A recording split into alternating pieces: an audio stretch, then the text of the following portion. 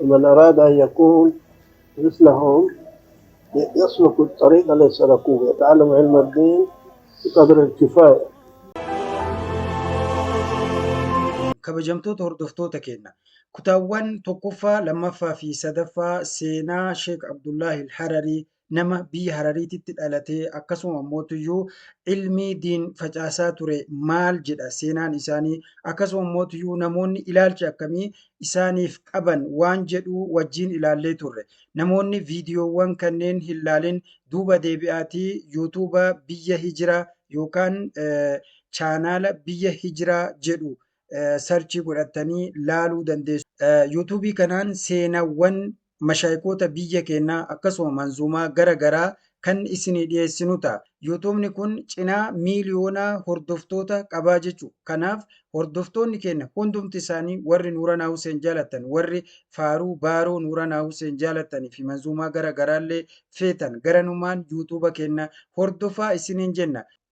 Walumaa galatti yuutuuba kanaan seenaa mashaayikoota biyya keenyaa isaanowwan biyya Itoophiyaa keessatti dhalatan yookaan daarul hijiraa keessatti dhalatan walitti qaqqabnee tokko tokko isaaniitiin kan isinii dhiyeessinu ta'a. Haa ta'u garuu wanti hanqatu yoo jiraate sabiskiraayibii keessanii fi akkasuma koomentii yookaan yaada keessan lafa kaa'uu qofa.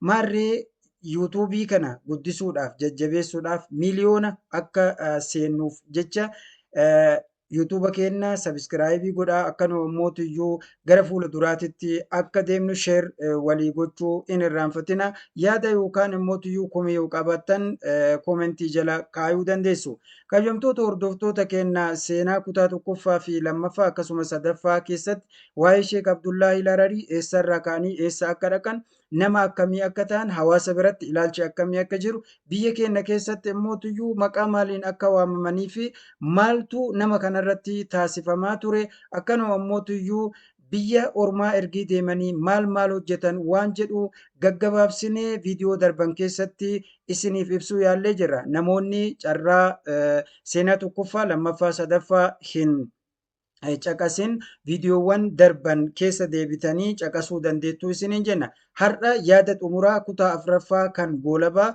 waa'ee Sheek Abdullaahi Hararii wajjin wal qabatee kan goolabnu ta'a. Namni kun biyya Itoophiyaa keessatti seenaa garaagaraatiin kan beekamudha. Haa ta'u garuu dhagahamtii fi haalli jiru gaarii ta'uu baatullee namni kun shoorri isaan biyya kanaaf taphatanii fi akkasuma mootiyyuu wanti isaan hojjetaa turan seenaan isaanii maal akka ta'ee fi akkasuma eenyutuyyuu irra baay'ee fayyadame ka jedhullee dubbannee turre. Kanaaf Sheek Abdullaahi Harariin biyya Itoophiyaa keessatti dhalatanii naannawa Hararitti dhalatanii gara biyyoota Makkaa, Madiinaa akkasuma mootiyyuu biyyoota Shaam, Suuriyaa, Lubnaan kanneen dhaquudhaan wantoota seenaa namni tokko hojjechuu hin danda'in galmeessanii jiru jechuudha. هؤلاء الذين أسسوا هذه الطرق تعلموا العلم الدين من حيث العقيدة والأحكام تمكنوا ثم عملوا بما تعلموا وصاروا كلهم من أولياء الله ثم ألهمهم الله تعالى أن يعملوا هذه الطرق فعملوا.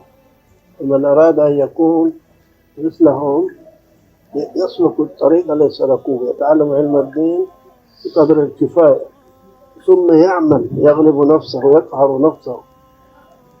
الجنيد رضي الله عنه سيد الصوفية قال: ما أخذنا التصوف بالقال والقيل ولكن أخذناه بالسهر والجوع، يعني نسهر في التهجد لله تعالى، الليل نقطع جزءا من الليل في السهر في القيام بالتهجد، ونصوم النهار نكثر الصيام، ولكن أخذناه بالجوع والسهر وترك المألوفات والمستحسنات أي مخالفة الهوى.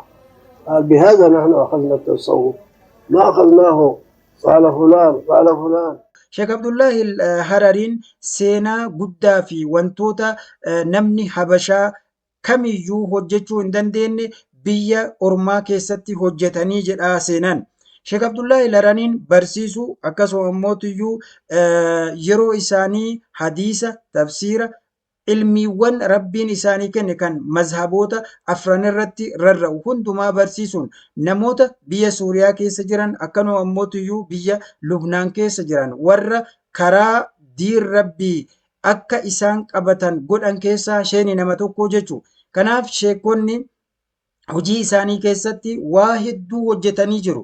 Hojiin isaanii kun yeroo ammaa kana seenaan galmaa'ee jira. Kitaabota hedduu barreessanii jiru. Yuunivarsiitii jabaa ta'e biyyoota gara garaa keessatti bananii jiru. Biyyoota Awurooppaa akkanuma immoo biyyoota Lubnaanii fi kanneen fakkaatan keessatti illee kolleejjiiwwan gara garaa biyya keenya dabalatee bananii jiru jechuudha. Hanga ammaatitti abbaan mormellee mormuu kolleejjiiwwan isaanii akkasuma immoo wanni isaan barsiisaa turanii fi yaadni karoorri seerri isaan lafa kaa'an waan haarawaa mitii jedha seenaan.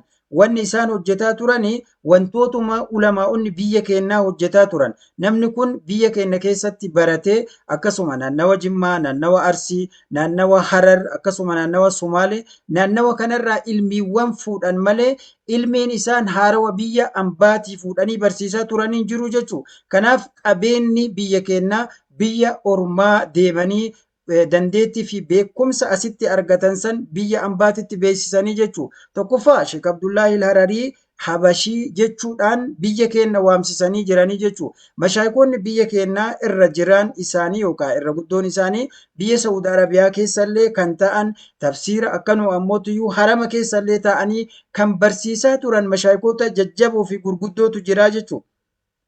Ummanni kun yookaan immoo mashaayikoonni kun mashaayikoota biyya keenyaa irraa beekumsa fuudhanii Araboota biyyoota biraa kan barsiisaa turanii jechuudha. Wanni mashaayikoonni kun fidan wanni haaroon yookaan immoo aqiidaa haarawa wanni jedhamu homtuu hin jiru jechuudha. Sheekoleen biyya keenya keessa jiran hundumti isaaniitiyyuu kan karaa sirrii fi haqa qabatanii deemaa turan waanuma mashaayikoonni amma dubbataa jirru kana barsiisaa turan irra deemanii jechuudha. Xariiqaa qabu, xariiqaa Arrifaa'i, xariiqaa Qaadiriyaa, xariiqaa Shaaziliyaa, xariiqaa warra Suufiyaa isa sirrii ta'e qabatanii kan deemanii jechuudha. Sheek Abdullaahi Harariin aqiidaa qofaa miti, mazhaba afran hadiisa jalqabarraa haga xumuraatitti kan jiru hunduma isaanii mataa isaaniitti haffazuun quraana haffazanii akkasuma immoo ilmiiwwan shari'aa wajjin wal qabatan sirritti qabatan. Haa ta'u garuu wanni isaan itti fuulleffatan aqiidaa waan ta'eef yeroo hedduu namoonni biyya keenya keessa jiran qeeqa yookaan komii kan irratti kaasanillee hin dhabamne. Haa ta'u garuu namoonni kun qeeqa kaasanillee adeemsi isaaniitii fi barsiisuun isaanii sun kan aslii kan dur biyya keenya keessa jiru waan ta'eef namoonni irra jiran muslimtoonni irra jiran harki guddaan jechuudha biyya keenya keessatti karaa isaan barsiisan san karaa isaan jajjabeessan karaa ahlus sunnaa wal jamaa karaa sirrii ta'e sana kan isaan qabsiisan hordofanii ittiin deemaa jiru jechuudha. هؤلاء الذين أسسوا هذه الطرق تعلموا العلم علم الدين من حيث العقيدة والأحكام تمكنوا ثم عملوا بما تعلموا وصاروا كلهم من أولياء الله ثم ألهمهم الله تعالى أن يعملوا هذه الطرق وعملوا.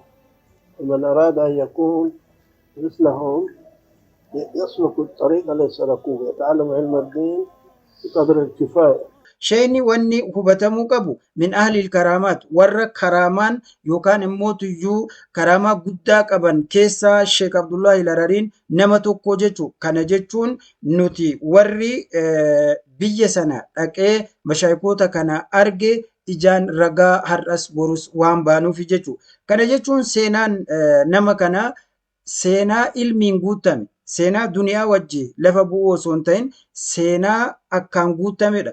Sheek Muhammad Rashaad Abdullee rahimahullah gaafiif deebii magaalaa Adaamaatitti osoo isaan lubbuun jiraniyyuu wajjin godhe keessatti waan seenaa Sheek Abdullaahi Hararii gadi fageenyaan bal'inaan nutti himanii jiru jechuudha. Gaafiiwwan ilaalchaa fi akkanuma ammoo waan isaan hojjetaa turan cufuma isaaniitu Sheek Muhammad Rashaad yookaan Doktorri kabajaa Sheek Muhammad Rashaad Abdullee waan sana qajeelatti nutti himanii jiru jechuudha. Kanaaf namoonni waan sana baruu barbaadan fuula yuutuubii kennaa yookaan immoo sooshaal miidiyaa irraa Sheek Abdullah Sheek Muhammad Rashaad jechuudhaan argachuu dandeessu jechuudha. Kanaaf seenaan sheekolee biyya keenyaa jajjaboodha.